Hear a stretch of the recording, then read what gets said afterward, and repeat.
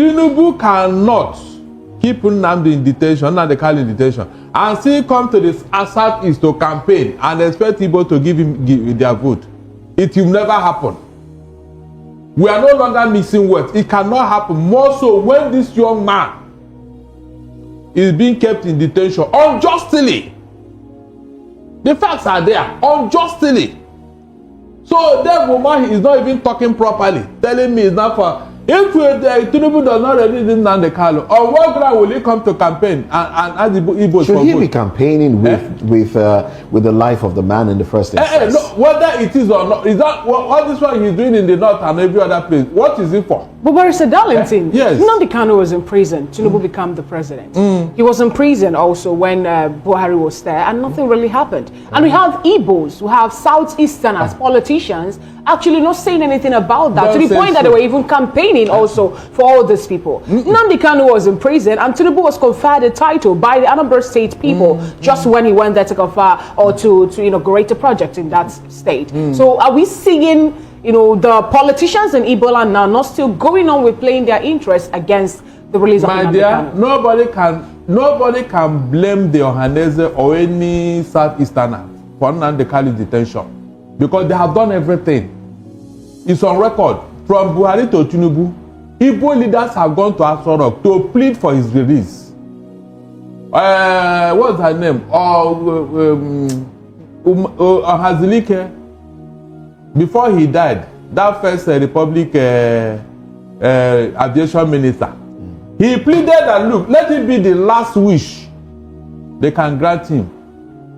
Nobody listened to him. Ohanese have gone to this leader when they were in Aso Rock and why they are still there today. So on what ground will you not blame our Igbo leaders? What do you want them to do? To carry guns? So then how then do you not say that Tinubu should not come to the Southeast? No, I didn't say he should not come. Hold on. I didn't say he should not come. I said if he's coming, what is it? Because they have been telling us that he's not against the Igbos. He's not this, we done that. But the facts on ground does not prove so. It was Tinubu that released Shawere from detention for his treasonable felony charge, allegation by Buhari government. Is that not true? It was Tinubu that released Shawere. Was it Tinubu that put Shawere in detention? No, it was Tinubu that released Sunday Igboho. So why is it Nnamdi Kanu different? It was. I thought it was the courts that released Igboho. Sorry? I thought it was the courts. No, Tinubu matter pressure. It was when he came in. It was the pressure of Tinubu. It was the pressure of Tinubu that made them to release Igboho.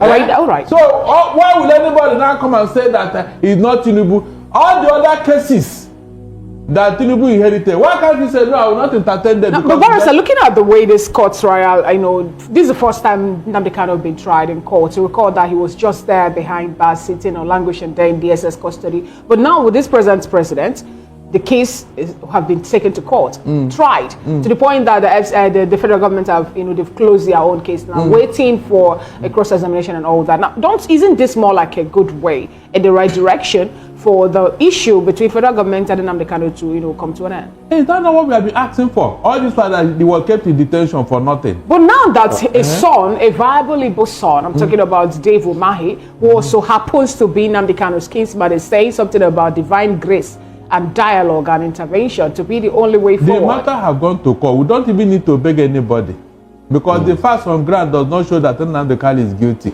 All right then. Yes, the matter has gone to court and we didn't stop with it. We have been very peaceful about this thing. Many regions in this country or many tribes, they will not tolerate it because it's an insult. That the court have even said that they should release Nnamdi Kanu. Yes, the federal government sat on the case. Is an insult or not? All right. But we kept quiet. So let the needful be done. But today, Umahi, please don't use us to sell your political career, because we know where you belong. You are not even talking to people. Let me bring Nonso into this conversation now. Nonso, now let's X-ray the recent judgment from Kenya and the position that it puts the Nigerian government that brought Nnamdi Kanu back, and the trial that has been ongoing for a while now. That judgment that says, look, his extradition, I beg your pardon, was illegally done. Yeah, they call it extraordinary rendition. I think that's what they use. To be sincere with you, is actually an indictment on the Nigerian government, because the judgment that we should get from our country, we are not getting it from Kenya. It's an embarrassment on Nigerian judiciary. And what that tells us is that from the statement of Umahi, all of them, they know that this guy is not supposed to be there. There is no legal justification for them to continue to detain Nnamdi Kanu. And this judgment from Kenya has equally exposed, the loopholes and inadequacies in our judicial system. What is the role of the international community in all of this? Shouldn't they be dragged into it? Shouldn't they come say something in this regard? Not at all, because the Nigerian government violated their own judicial system, their own laws, by extraordinarily, by expatriating Nnamdi Kanu from that place to Nigeria. So it's like they have equally, it's a dent on their own judicial system. Because Nnamdi Kanu was in. Why haven't we heard from the British government? Because we know Nnamdi Kanu carries a dual citizenship. Well, you know their role in the Nigerian system. They will never intervene. Politics. Yeah, they will never intervene because they are enjoying what is happening in Nigeria. The British, what we call neo-colonialism today, these guys are enjoying, they are raping our economy, and they will be silent. For how long are we going to blame the British over what we're having in Nigeria? This is 64 years of independence. Yes. And this count, okay, this is 25, 65 years and all that. So how can a 65-year-old man still be blaming a grandfather or great-grandfather for the mishap happening there? Yes. What then is stopping the Nigerian leaders from breaking free or breaking away from the neo-colonialism shackle that I just mentioned? We have somebody like P2B that is independent-minded. So long as we continue to have the stooges, those who go to Chatham House to first of all lay down their manifestos, to tell the British that this is what we want to do. You know what? Until we break that trajectory of anybody who wants to be the president of Nigeria going to Chatham House, do we need external validation from the UK government before? No. Come to Benue where they are killing people. Go there and give them your manifesto. Go to the southeast where there is insecurity. Tell them your manifesto. Don't go to Chatham House. So until we have a leader who has this intellectual autarky and independent minded leader. Okay, now you took us to another level. Let's bring in this part where we'll have the talk about coalition. To have that to discuss later. Now, some persons view of this school of thought that the reason Umahi is sounding this way is the fact that APC, they are jittery over the permutation about coalition. And then we'll see Peter Gregory Obi, who happens to be the Labour Party candidate in the last election, to be the man at the center of this whole talk. People are beginning to throw their support for him and all that. Now, do you think that actually should be the way for them at this point in time to win election? Releasing Nnamdi Kanu to the Southeasterners or having such conversation to gain or win the interest of the people of the Southeast so that they'll be able to retain the power after the 2027 election? Well, Dr. Mahi, when I listened to him, I just laughed because, I thank God for the coalition. I thank the coalition leaders. Before now, they didn't even know that they were releasing Nnamdi Kanu. But now that they have seen them regrouping and reuniting to wrestle power against them in 2027, that's why you see them talking about releasing Nnamdi Kanu. Why wasn't Nnamdi Kanu released the moment President Tinubu assumed office? Why is it now that they have seen that the political atmosphere is now tensed against them? There is a kind of rejigging, regrouping against them, and the coalition forces is going to unseat Tinubu. That is the truth of the matter. P2B is presented as a candidate. All right. That's the only way.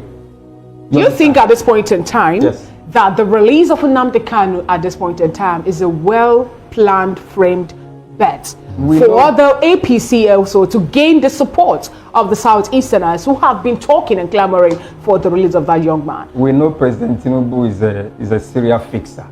He knows the right time to act. He strikes while the iron is hot. For him, this is the right time because he lost abysmally in the Southeast.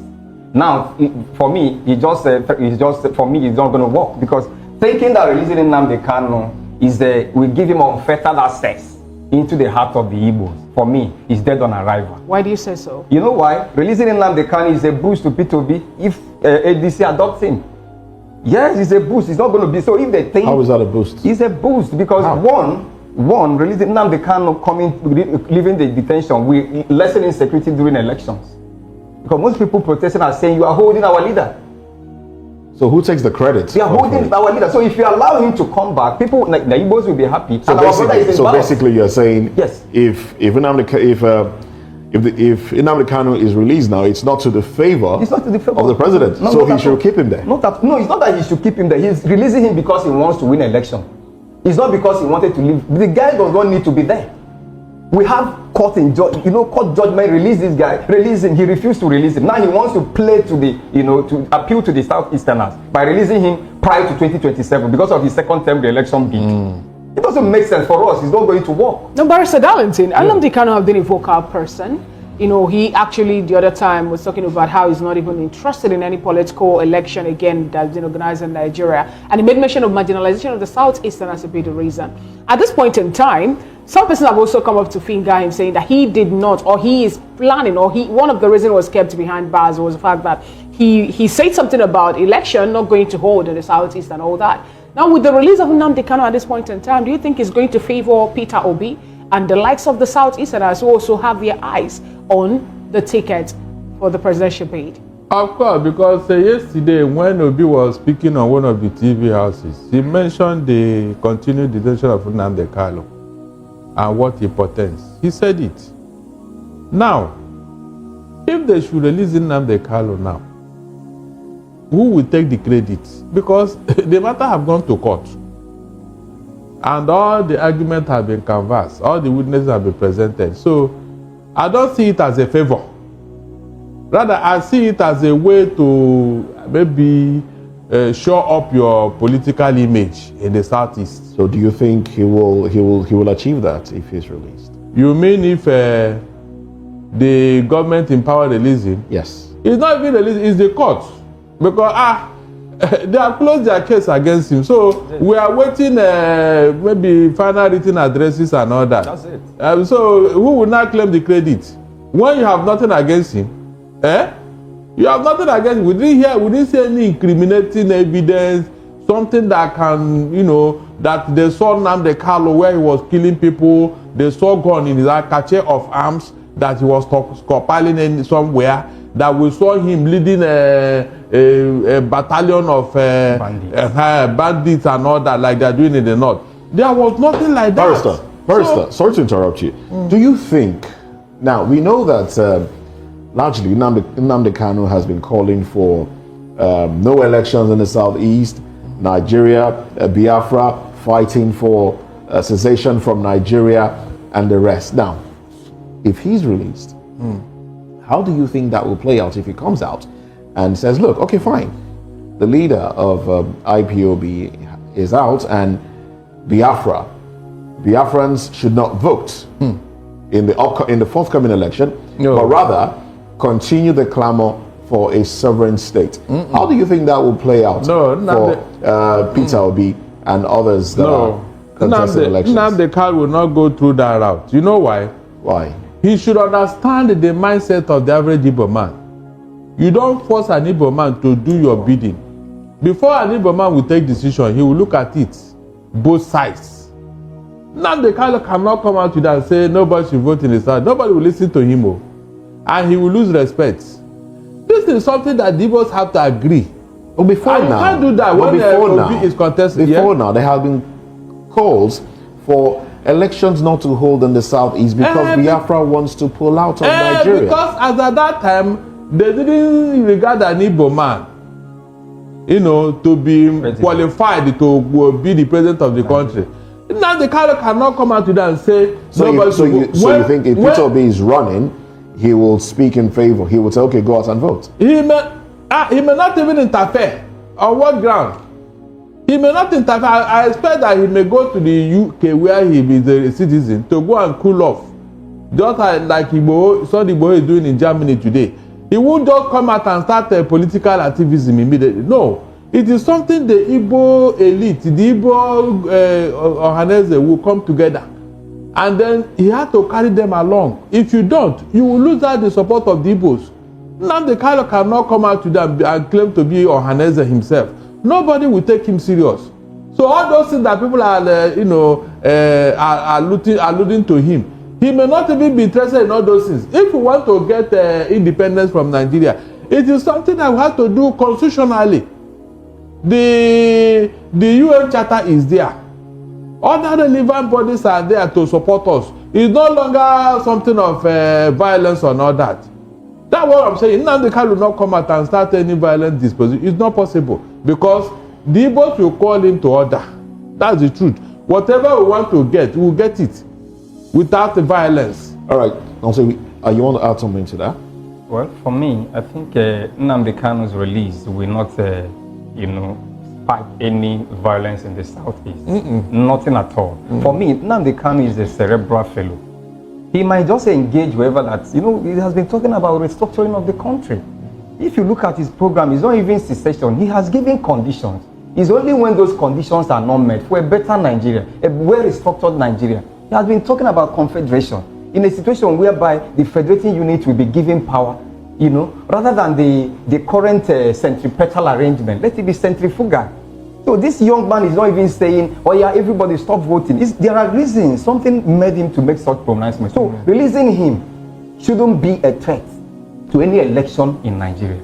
They should let him go. This is somebody who lost his parents just because of the fact that he's fighting for his inalienable right of self-determination, which is a fundamental human right. He has lost his parents. This young man has been in detention. He's a captive of conscience. They should release him. So his release shouldn't be a credit to the government because it's simple. The court, they've already said there's no charges against him. So continual detention of Nnamdi Kanu is not good for our polity and it's not good for our national unity. Now you make mention of a point there, when you're talking about the reason for the agitation for self-determination and all that. And one of that could be pointed to the fact that the Southeast have been talking about absence of the federal government. I'm talking about absence of federal infrastructure. But today or yesterday during that particular summit, Umahi said something. Umahi said that the Southeast at this point in time have major infrastructural projects, which he credited to the present administration. And then he went for that to say those people who are criticizing this present administration should tell us what they have done, before this time at this point in time. You are Southeasterner from your you're a Southeasterner from your name, and also he made it. Now, can you help us? Tell us. I just came back from Imo State last month. Oh, all right. Throughout May, I was at home. So Umahi should tell us where he has built that infrastructure, the road that he's talking about. The only road I saw was Owerri to Abia. Owerri, Mbise, Obo, 7.5, Onimo to Abia. That's the only, it's still ongoing. That's the one I have seen so far. I don't know, he should mention the roads so that we call people in that area of that side of the country to go and confirm it. In Imo State, for instance, apart from that road, there's nothing going on. In Anambra, nothing is going on there. We are talking about federal roads. But we are not doing anything. No rail station. We don't have rails. But do you agree with the minister that the Southeast is now properly aligned with the center and are getting the dividends of democracy in this administration? There is still a lopsidedness.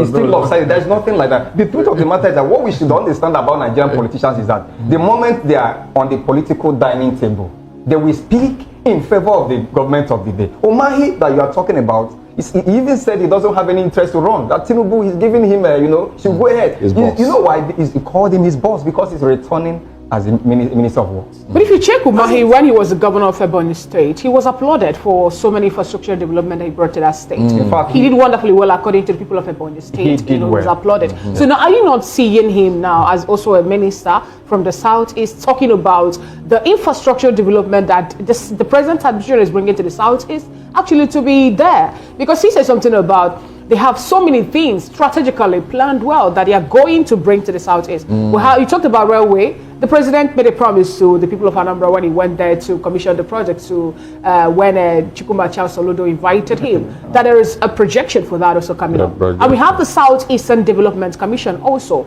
We're crediting it to the present administration. Isn't all this now, a way to applaud the administration and their presence or federal presence in Southeast? There's no federal presence in the Southeast. All these things are mere, the written script for 2027. Let us not be deceived. They should roll out those activities. Let us see them. You don't just come and tell us that these are the things we have. These are campaign strategy for me for 2027. I'm from the Southeast, and when you are talking about the Southeast, that is where we come from. Nothing is happening there. The railways, how can we have somebody like Umahi No, there's no doubt. It's an incontrovertible fact that when he was the governor of Ebonyi State, there was an infrastructural turnaround. He did well. But as an executive governor of a state who has the green pen to do and undo, to sign anything, is different from when you are under somebody who will tell you this is how we want this to be done. So you cannot juxtapose his performance as a governor of a state when he was fully in charge with now that he's under somebody who can tell him this is what we'll give you by the vote that he didn't get a vote from the southeast. You want to tell me that he will direct everything to the southeast? Umahi is not telling Nigerians the truth. The Igbos. He's not telling the Igbos the truth, because by now we should have him. Umahi knows that Igbo people, we travel home. We go home. We are not like the people that stay. We are not sedentary, you know. We are migratory, you know, people. Why not every December you see how Igbos pay through their noses to transport, to go home for Xmas? And you know that with railway system, if you start it from southwest to the southeast, people can be going home over the weekend. You just go home, you come back and see your people. But this time around, the transport to go home by road, and the risk involved traveling every time by road, and the roads are not even good. Now, let us look at it from another angle. When Umahi, because I've always told people, we look behind the news. People like us.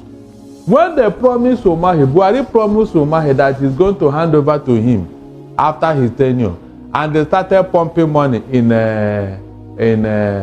Ebonyi for that purpose. That was the infrastructure development. Thank you. If not, where is the IGR in Ebonyi? People do not know about this. And that was why he sold part of Ebonyi to Fulanis. It's on record. That was the only reason. And people didn't see it. Go there now. Fulanis, in fact, they are like the owner of the land. No thanks to Umahi. When he was building Lagos Calabar Coastal Road, the biggest business in that house was owned by an Igbo man. That road was not supposed to pass through that. But Umahi, for reason based on, they want to destroy that building, that property. It was after the destruction, they now went back to the original alignment. What does that tell you? This same Umahi. The only federal presence in the southeast today is insecurity. I'm not joking. Go and look at Imo State. Since the creation of Imo State, we have never had this type of insecurity in that state. Nnamdi Kanu is not even from Imo State, as you say, it's because of the presence of Nnamdi Kanu from that state. It was when they now took Hope Uzodinma from number 4 to number 1. Is that what you call federal presence? The mass murder in Imo State, is that what you call an achievement? Somebody should tell me. So when Dave Umahi is talking, he should know that we are taking record. He cannot deceive us. After all, he said that he has no interest in ESN and the IPOB. That's why he went to go and form his own Ebubago with the Hope Uzodinma.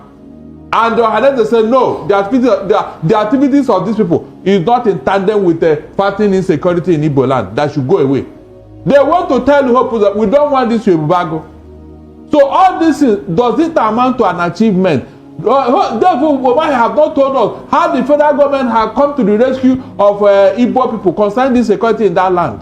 That is uncalled for. Because from the origin of Igbo man, he is not a violent person. He can talk and argue with you. He can go to court or police. But an Igbo man is not a violent person to the extent of killing. It's not in our blood. So can Dave Umahi tell us when did the Igbo start killing themselves? To the extent we are seeing them now in the southeast. Can he explain it to us? Or why Fulani headmen have taken over Ebonyi land under his watch? So these are issues. Anybody now want to campaign with Nnamdi Kanu? Remember when they appointed Bojuku's wife, Bianca. We have the president with her. Tinubu will listen to her. You know, maybe when Tinubu look at her fine face, it's okay, my dear. I will release Nnamdi Kanu for you. Up to today, did you see anything? When they want to throw this corn and carrot to you, you won't even know where they are coming from until they are finished. The minister also, he's quoted as saying, we are now ready to negotiate the release of Nnamdi Kanu. Does that give a pointer to the fact that they probably have not been negotiating his release ever since? Are you serious? We are now ready. Have it not been done before? The last Ohanese president, This man had to trek a distance of maybe from here to that what do you call now? That toll gate to go and visit Nnamdi Kanu. When he got to DSS headquarters in Abuja, they didn't allow him to go with vehicle to where they actually detained him. The man had to trek, and he has a leg issue. They allowed that old man to trek that distance. Is that not part of what we are talking about? So when he say we are now ready, is it on his own time? Because everybody now want to lash on it and say yes, I made it possible. Charles Soludo wanted to campaign with him when he wrote one long letter like that to Buhari. He said they should hand over to him now the country. He account for him and all that. They turned him down. So what I'm saying now is that you mean the one Ohaneze went to, which everybody saw, is not enough. The one the lawmakers wrote, they wrote letters, signed, all of them, including other lawmakers from other regions, they signed, asking for it, is not enough. Now, Barrister, how do you think that this particular talk about this negotiation now is going to yield any fruits, given the fact that Ohaneze also pointed out that some persons are benefiting from this particular man's incarceration? He's continued kept in prison. He said that Nigerians are benefiting from Kanu's prolonged detention, and saying that these people actually pose a threat to his own the ongoing negotiation and his release. If Tinubu and the federal government want to release Nnamdi Kanu, nobody can pose a threat because they have done so to other people, I mentioned. So let nobody be using that to block whatever. You mean somebody can block the access to justice? You mean somebody can do that? No, when they want to do that, say no, it will not happen. Is that what it was? It not Natata now they reinstated in the Senate? Why didn't somebody go and block it? All right, then now let's